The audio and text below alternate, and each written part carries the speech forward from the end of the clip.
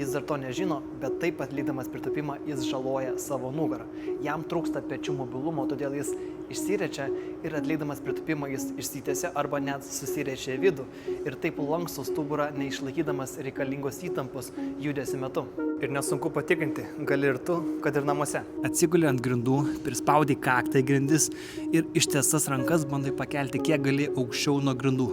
Būtų gerai, kad jos pakiltų daugiau negu 20 cm. Arba mažiau negu 20 laipsnių krūtininės stuburo dalies atžvilgių. Jei yra kas gali padėti, galim pamatyti, ar tai mobilumo, ar tiesiog raumenų sąstingio klausimas. Jeigu su pagalba keliant rankas aukštyn jos dar kyla, tai mobilumo klausimas. Pagerinti mobilumą gali paprastai, tiesiog atlik šiuos pratimus. Galvos prakišimą prie sienos ar pakilos, rankų nuleidimą už galvos, laikant štangutę su svoriais, bet vis tiek išlaikant prispaustą nugarą prie suoliuko.